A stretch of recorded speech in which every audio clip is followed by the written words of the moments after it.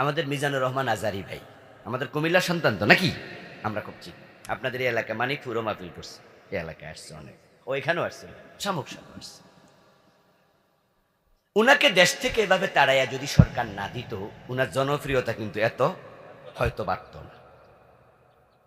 কারণ জুলুম হলে সিম্পেথি বাড়ে। উনি আগে ওয়াজ করছে 2017, 12, 18, 16 ওয়াজ করছে না? আমার সাথে তো কত জায়গায় সেকেন্ড বক্তা হয়ে ওয়াজ করছে। কারণ বয়স হতো আমার প্রায় 20 বছরের ছোট, 20-এর 18, 17, 18 বাপ এমন, তো অনেক ছোট আমাদের। এই মিজান আজহারি বাংলাদেশে যখন এবার নামলো, আচ্ছা ভালোবাসাটা দেখছেন নি পাবলিকের? যেখানে মাহফিলে যায় পাবলিক একদিন আগে কম্বল লইয়া যায় বইয়ে থাকে। মাহফিল একদিন যায় আরেকদিন। সাক্ষাৎকার নিলে বলতেছে যদি জায়গা না পাই এই জন্য আগের দিন চলে আসছে। আচ্ছা দেখেন, আল্লামা সাইদি যদি আজকে বেঁচে থাকতেন আর 13টা বছর পরে আমরা যদি উনাকে জেলখানার গেট ভেঙে বের করে আনতে পারতাম, উনি একটা ডাক দিত, এক ডাকে বিপ্লব হয়ে যেত।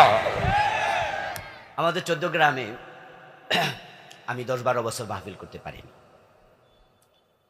তো 14 গ্রামের লোকেরা মাহফিল করতে পারিনি, এই জন্য আমার পার্সোনালি কোনো টেনশন ছিল না।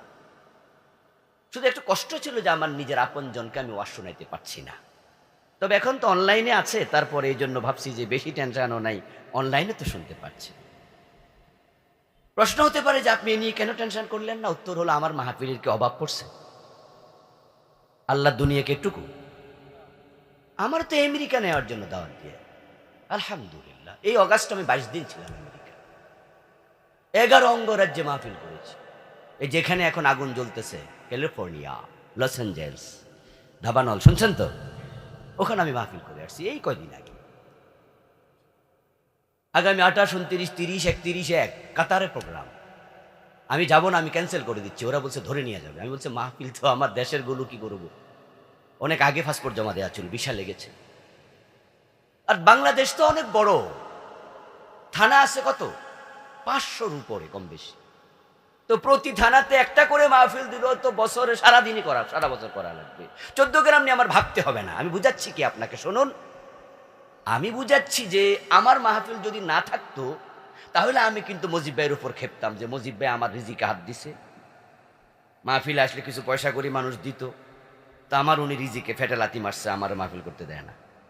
কিন্তু আমি এই অভিযোগ করি না, কারণ আমার তো মাহফিলের অভাব নাই, অন্য জায়গাতে লাখ টাকা নিয়ে বসে আছে, আমি তো দিতে পারি না। এই জন্য এখানে মাহফিলের জন্য আমাকে একজন ভিভিআইপি লোক এখানে প্রস্তাব করেছিল যে মজিব ভাই থাকে তখন ফার্ম গেটের পাশেই, ওনার যেই আপনার ওই যে সরকারি যে বাসভবন আছে, আমাদের সংসদ ভবনের সাথে যেই হুইপ ছিল তখন, কি ওই যে নেম ভবনে থাকে। তা আমার বাসাটা হলো ফার্ম গেট, আমার এখান থেকে 1 কিলো দূরে, বা 1 কিলোও হবে না। তা আমিও ফার্ম গেট, উনিও থাকে ফার্ম গেট। আমার একজন বলল যে একটা কাজ করেন, মুজিবের বাসায় চলেন, 1 কাপ চাটা খাই আপনাকে নিয়ে, আর পরিচয় টরিচয় হইলে উনি আপনার আর বাধা দিবে না, 14 গ্রামের মাহফিল খুলে যাবে। আমি তখন একটা ধমক দিছিলাম, এই মিয়া ফাইজলামি পাইছেন আপনি? 14 গ্রামে মাহফিল করার জন্য আমি মুজিবের বাড়ি যাব, ওনার বাসায় যাব?